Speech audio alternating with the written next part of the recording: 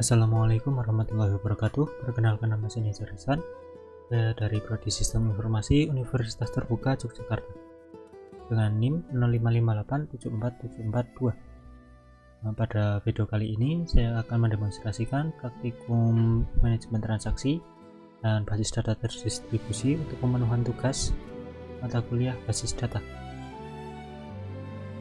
Untuk yang pertama yaitu praktikum transaksi.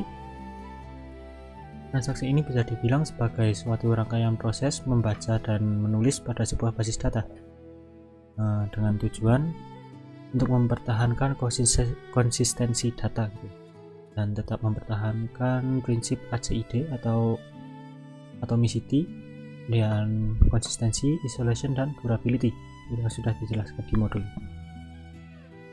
Nah, fokus untuk manajemen transaksi ini ada pengaplikasian pada beberapa kode seperti commit, kemudian rollback, save point, dan yang terakhir trigger. Nah, untuk database yang digunakan itu database yang sama seperti di studi kasus 2, yaitu studi kasus rumah sakit dengan beberapa tabel di sini. Nah, untuk memulai transaksi itu kita pergi ke database rumah sakit, kemudian kita klik di routines, new routines.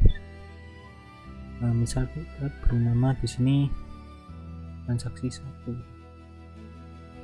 Nah, ini kita hapus. Kemudian kita mulai transaksinya. Nah, suatu transaksi itu selalu diawali dengan begin, kemudian diakhiri dengan end. Nah, pada transaksi 1 ini kita akan memulai transaksi tanpa adanya commit atau kode untuk menyimpan transaksi ini ya.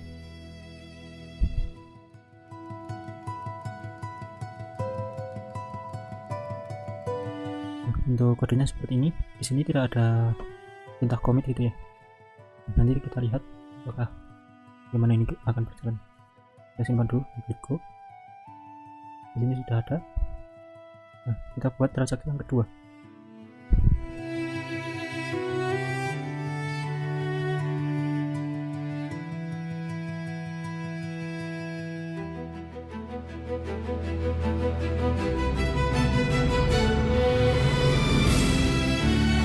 Kemudian kita buat transaksi yang ketiga, namanya transaksi 3. Nah, di transaksi 3 ini itu kita tambahkan lagi satu baris kode, yaitu rollback.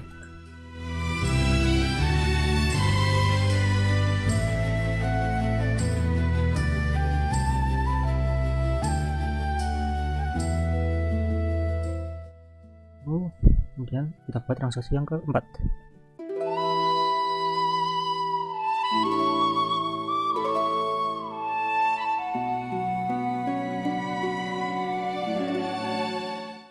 Dan kita buat transaksi yang kelima atau transaksi yang terakhir. 5. Di transaksi 5 itu kita akan menggunakan save point gitu ya, atau titik terakhir kita menyimpan data belum di rollback.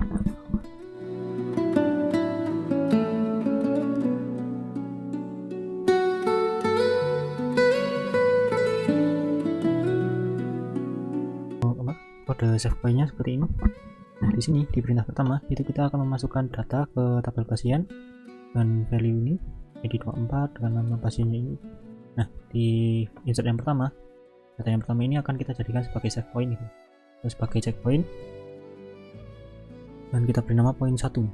Nah, di perintah kedua atau insert kedua itu sebenarnya kita akan memasukkan data ke tabel pasien dengan nilai ID 25, kemudian namanya ini, alamat, gender, dan semua informasinya.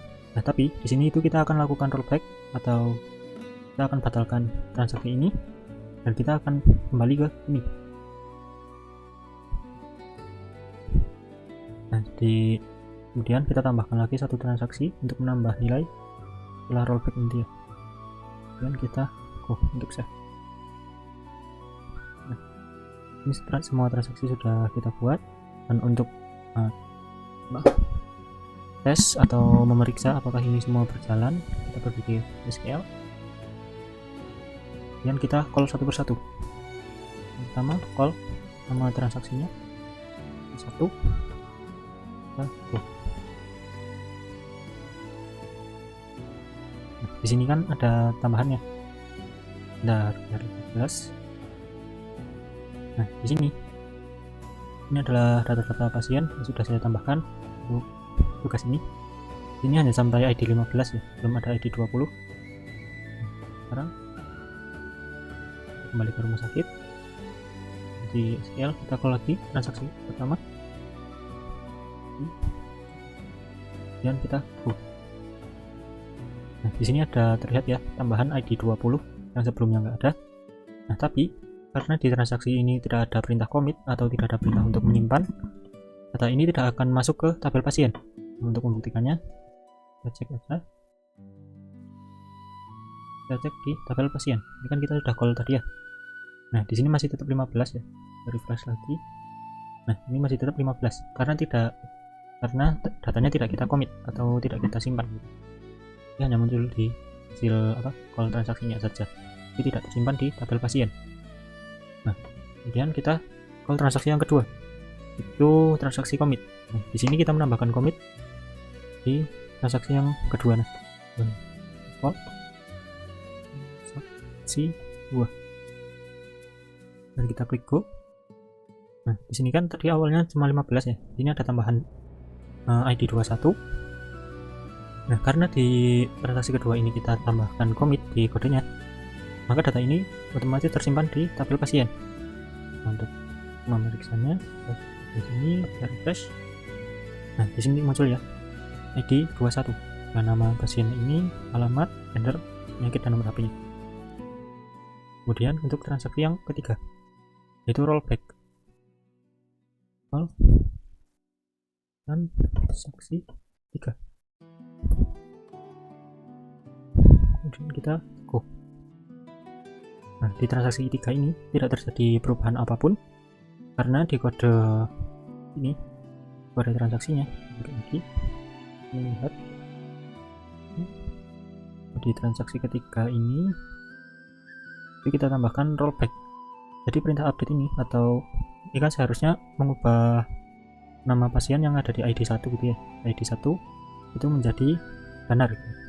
Nah, tapi karena ada perintah rollback, maka perintah itu dibatalkan dan tidak akan dijalankan. Jadinya nama pasien di ID 1 tetap Lina gitu. Tidak berubah sama sekali. Kemudian kita call transaksi yang keempat.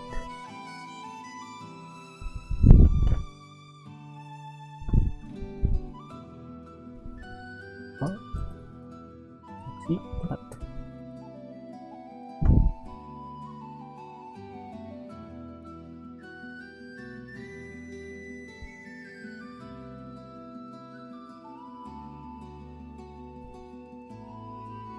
Ya, di sini di transaksi keempat itu di perintah pertama kita akan memasukkan data, tapi karena di sini ada perintah rollback setelah insert ini tidak akan berpengaruh ke tabelnya atau tidak dijalankan sama sekali, atau perintah ini digugurkan.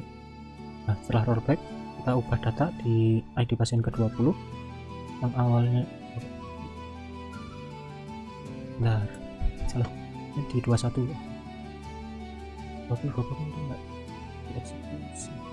Kita ulang ini. Tadi kan di 21 kan nama sebelumnya kan Joko gitu. Kita call transaksi keempat.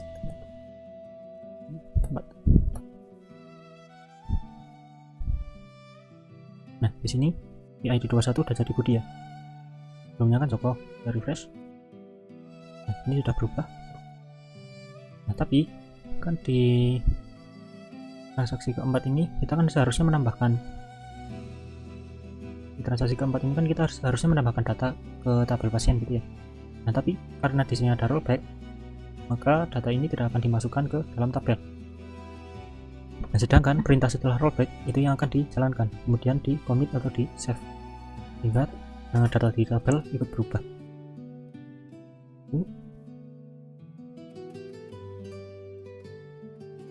Nah, untuk selanjutnya yaitu transaksi yang kelima, kita call 5.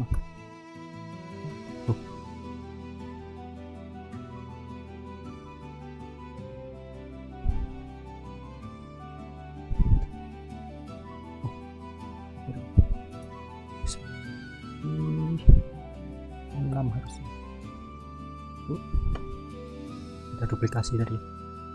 Kita nego lagi. Nah, ini kan kita di transaksi kelima itu ada 3 mode modifikasi data gitu ya, insert. Yang pertama itu dengan ID 24, yang kedua 25, dan yang ketiga 26. Tapi kita lihat di hasilnya tadi hanya 24 dan 26 yang muncul. Kenapa? Karena yang ID 25 ini tuh kita rollback dan kita kembalikan lagi ke ID 24, sehingga yang ini tuh tidak akan dijalankan atau diabaikan gitu mungkin, atau dilewati atau dibatalkan. Nah, langsung lanjut ke insert yang ketiga. Jadi yang dimasukkan ke tabel itu cuma ID 24 dan 26. Nah, untuk semua transaksinya kan sudah. Nah, untuk berikutnya yaitu praktek trigger. Nah, trigger ini itu tujuannya untuk melakukan perubahan data pada beberapa tabel yang berbeda secara sinkron gitu ya. Nah, untuk memperjelasnya langsung saja kita praktek, akan saya praktikkan. Nah, untuk yang pertama saya akan membuat 2 tabel baru, itu tabel obat dan transaksi obat. Jadi ini untuk memsimulasikan apabila pasien sudah melakukan pemeriksaan dan pasien membeli obat. Nah, di tabel obat ini kan nanti akan ada keterangan atribut jumlah stok obat itu ya. Nah, di transaksi obat nanti ada atribut jumlah obat yang dibeli oleh pasien. Nah, dengan trigger ini kita akan memasukkan data transaksi ke transaksi obat. Nah, jumlah yang dimasukkan ke transaksi obat ini itu akan mengurangi stok yang ada di tabel obat. Pertama kita buat tabelnya.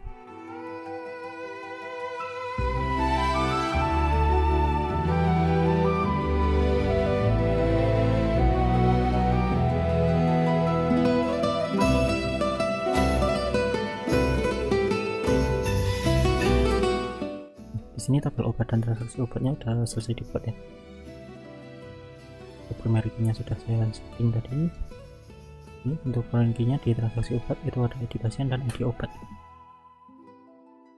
Nah, untuk memulai trigger ini saya akan menambahkan beberapa data ke tabel obat.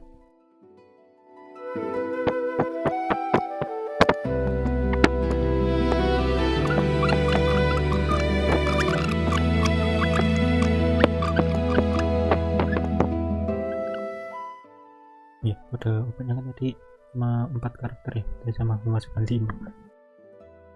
Nah, di sini ada beberapa nama obat seperti paracetamol, amoxicillin, dan vitamin. Jadi obatnya ini, kemudian untuk stoknya ada yang 50, ada yang 30, ada yang 40. Nah, kita akan trigger.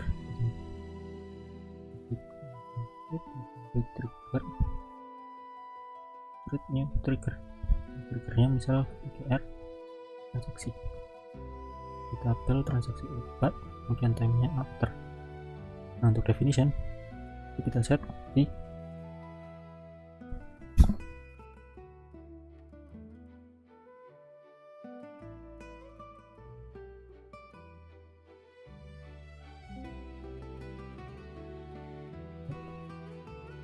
set dengan dikurangi jumlah atau nilai dari atribut jumlah yang ada di tabel transaksi obat. Kemudian kita tetapkan mana yang akan diubah.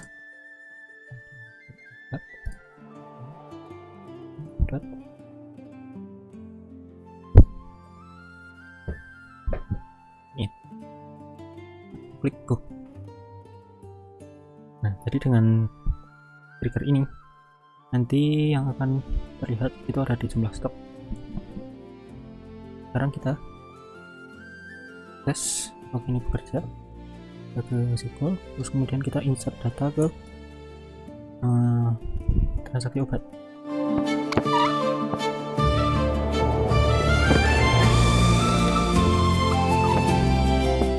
Di perintah ini kita akan menambahkan transaksi obat dengan ID transaksi 21, kemudian ID pasien yang membeli obatnya yaitu ID pasien 2, kemudian ID obatnya yang dibeli itu ID obat kedua, kemudian untuk jumlahnya itu 5. Nah, ini yang jumlah yang akan mengurangi stok di tabel obat. Untuk harganya kita 0. Nah, di sini kan pertama kita lihat dulu di tabel obat ini yang dibeli kan ID 2 ya. Sini kan awalnya 30. Nah, nanti setelah kita insert apakah jumlahnya akan berubah. Nah, saya transaksi obat, ada catatan transaksi dengan jumlah yang dibeli yaitu 5, dan obat yang dibeli ada di ID 2. Kita cek di tabel obat. Nah di sini kan tadi awalnya 30, sekarang sudah berkurang menjadi 25 karena ada transaksi pembelian ini sebanyak 5 untuk ID obat nomor 2. Begitu untuk praktikum manajemen transaksi. Kita sudah mempraktikkan mulai dari commit, rollback, dan kemudian trigger. Ada satu lagi save point. Untuk praktek berikutnya yaitu basis data terdistribusi. Pada praktik ini saya akan melibatkan dua sistem operasi sekaligus, yaitu Windows sebagai master atau sebagai hostnya, dan kemudian ada OS Ubuntu sebagai slave-nya atau tempat kita menyalin datanya nanti. Nah untuk langkah yang pertama itu kita lakukan konfigurasi dulu pada komputer 1, yaitu di Windows. Kita ke phpMyAdmin, kemudian klik replication. Di sini di primary replication kita klik configure, ini kita pilih yang ignore dan pilih database yang ingin kita replikasi, yaitu rumah sakit. Yang ini kita salin, kemudian kita ke control panel di Xen, kita klik config di folder my ini. Nah kita cari di bawah kode ini ya, yang change here for blind listening, itu kita kok paste di sini dan kita save, keluar, kita restart MySQL nya. Setelah itu kita kembali ke phpMyAdmin nya, sini kita refresh. Nah ini ya, ini sudah berhasil. Nah untuk yang primary status ini harus diingat atau mungkin dicatat jika perlu, karena ini akan kita gunakan untuk konfigurasi di komputer 2 nanti atau di Ubuntu nya. Nah untuk langkah selanjutnya itu membuat user account. Kita pergi ke user account, kemudian user account, kita use text untuk nama username nya, nama password ini, kemudian ada hostname. Nah hostname ini diisi dengan IP address dari komputer 2, yaitu komputer Ubuntu yang saya gunakan. Untuk mengeceknya itu bisa ke terminal dan ketik IP address. Nah untuk IP addressnya yang digunakan itu yang ini, 192.168.56.103. Kita kembali ke sini, kita isikan dengan yang tadi 192.168.56.103. Kemudian kita buat password.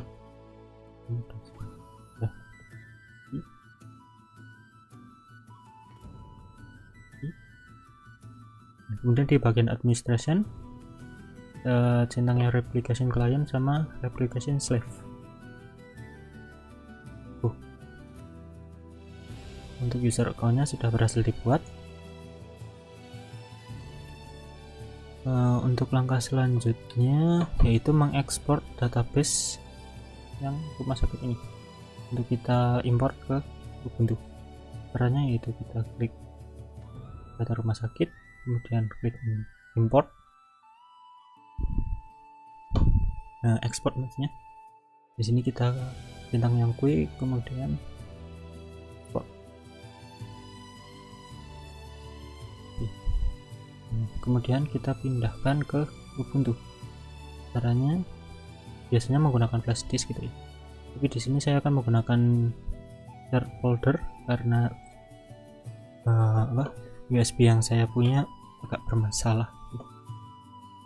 Kita cari dulu yang database-nya tadi, ini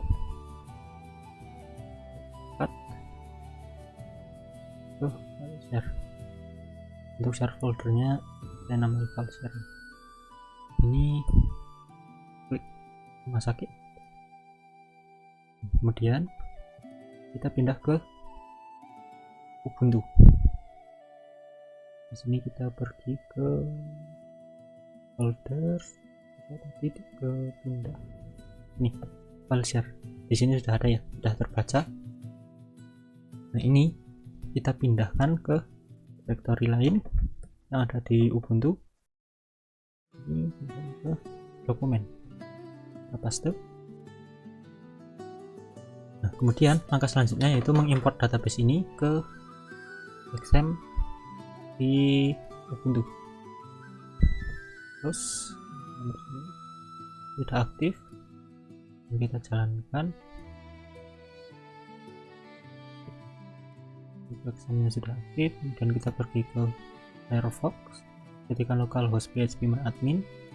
Nah jika tampilannya sudah seperti ini, kita buat database baru dengan nama rumah sakit. Kita samakan saja seperti yang ada di Windows, kemudian klik create, kemudian kita klik import.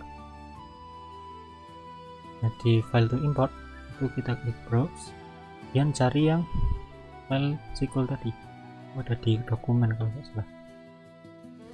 Ini klik open, udah ya. Terus kita klik import.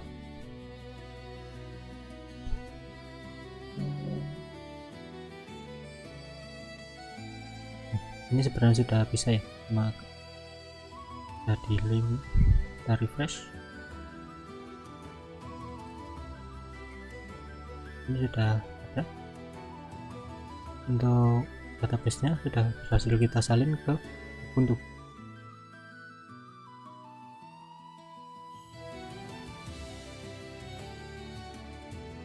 Nah, kemudian langkah selanjutnya yaitu kita konfigurasi slave-nya di phpMyAdmin Ubuntu-nya. Kita klik phpMyAdmin, kemudian menu replication. Nah di sini yang replication, kita klik configure. Server ID-nya ini kita copy, kita salin. Nah, kemudian kita pergi ke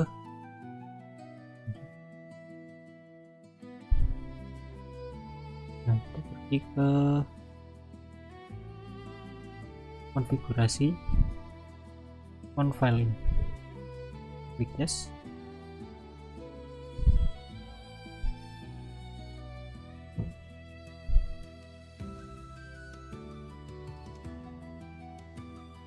Di sini kita cari yang server ID 2 ini, kita hilangkan tanda pagarnya dan kita paste yang tadi dan tambahkan kode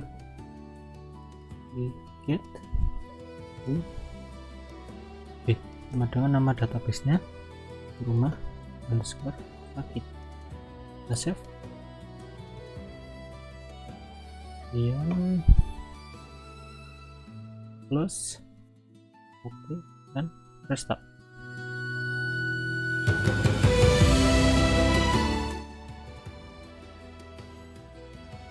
Nah, setelah MySQL database sama Apache-nya sudah running, kita kembali ke konfigurasi replikasinya.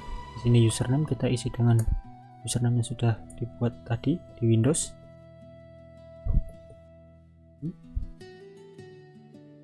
Passwordnya itu masukannya tadi juga.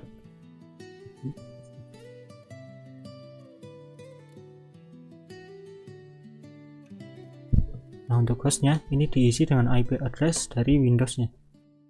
Untuk memeriksa kita pergi ke Windows R cmd dan kita di sini klik IP config.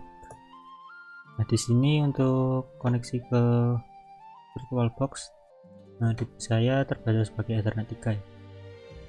Mungkin di laptop teman-teman atau komputer teman-teman bisa berbeda nama. Nah yang dipakai itu yang ini 192.168.56.1. Jadi di sini 192.168.56.1. Nah kemudian kita go. Nah ini kan muncul error ya, please enable allow arbitrary server in phpMyAdmin configuration.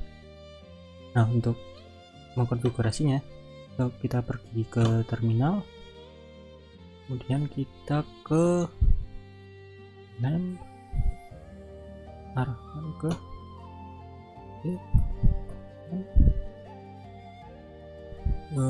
foldernya itu namanya kalau PHP my admin, ada di this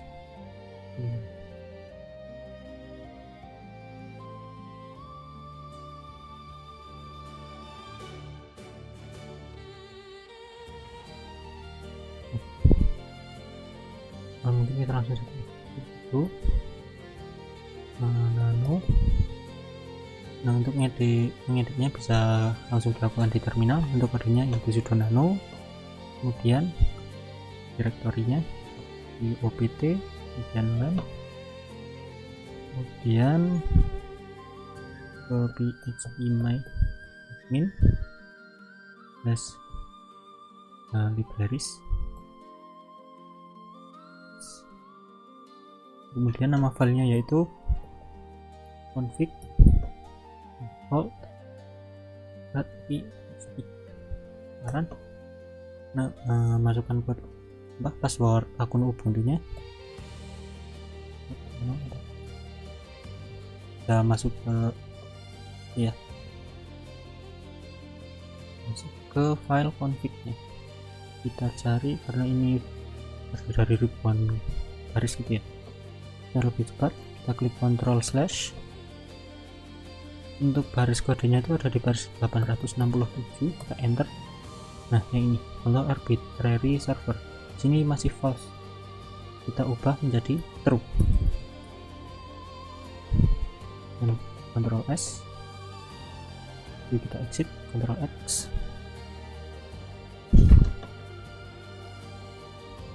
Setelah itu kita restart examnya. Udah ya.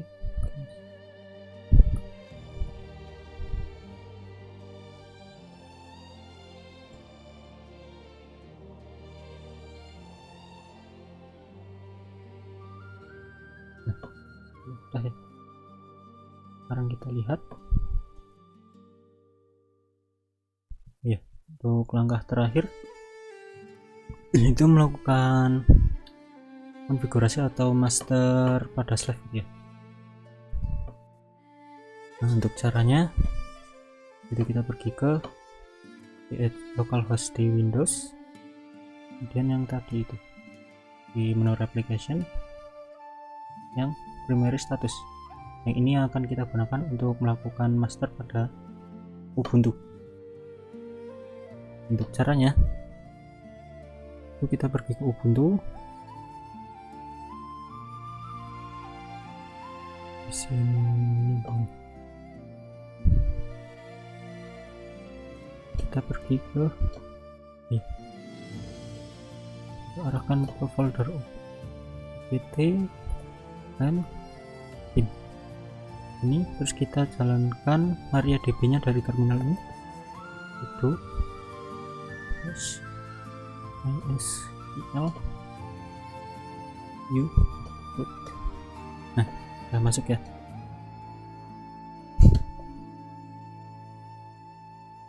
Nah, di sini langkah yang pertama itu kita memeriksa apakah status live-nya sudah aktif atau belum, dan cara live.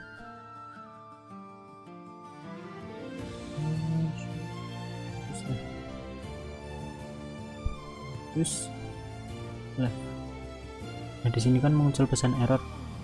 Nah, berarti live-nya belum berjalan. Tapi sebelum dijalankan, kita konfigurasi dulu master pada slave-nya.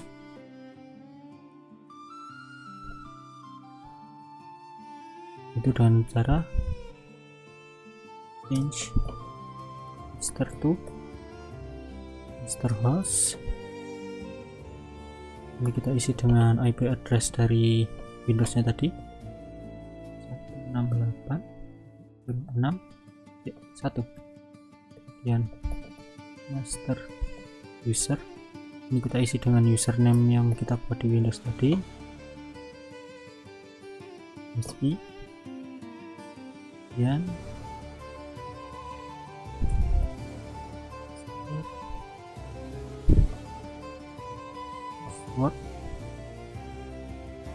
password userkan tadi, dan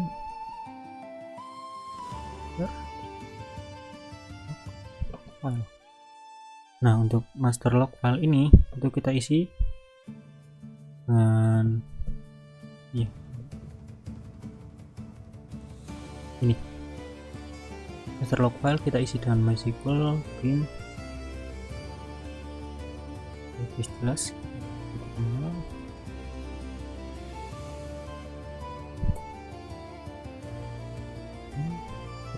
Show terus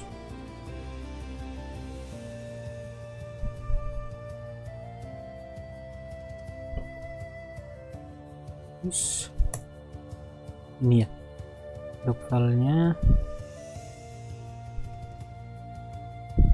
MySQL bin 05 kali, terus 4 koma,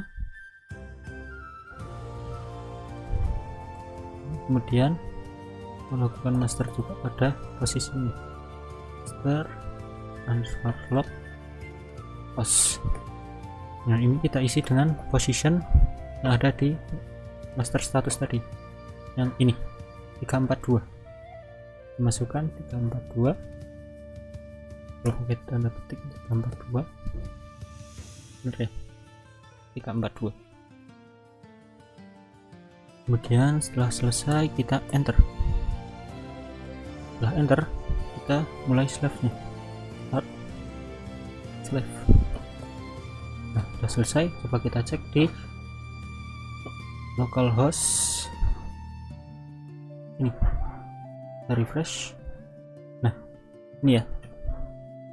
Nah, di sini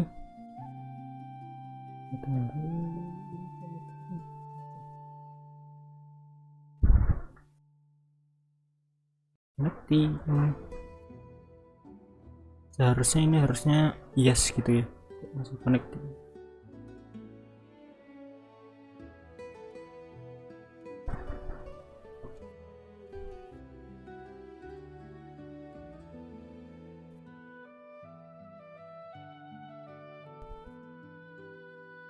Harusnya yang slave io running ini berstatus yes gitu ya.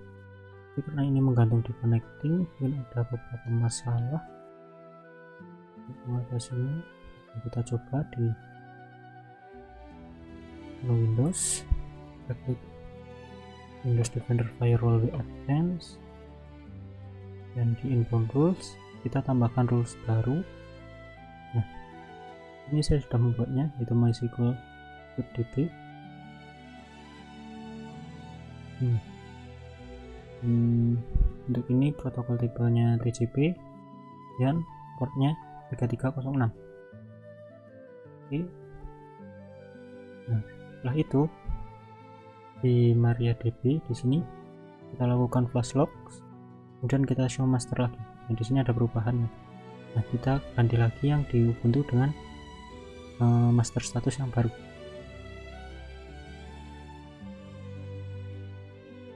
Mengubahnya kita stop.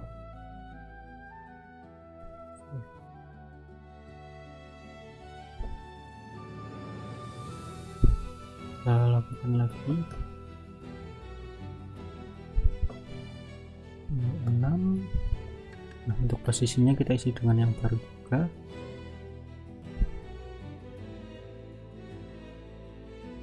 Untuk 385.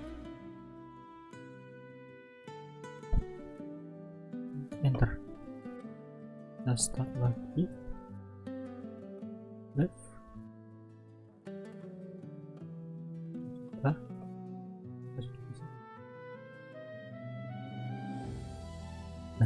sudah bisa ya.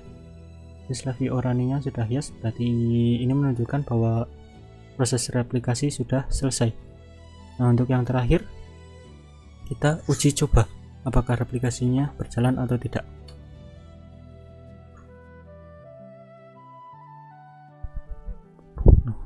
Untuk mengujinya, kita bisa pergi ke database di komputer 1, di Windows,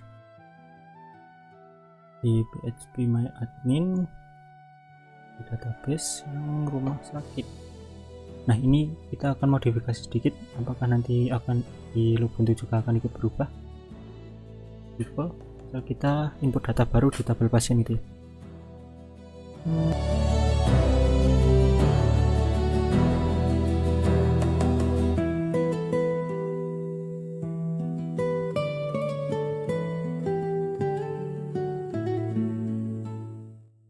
Klik go.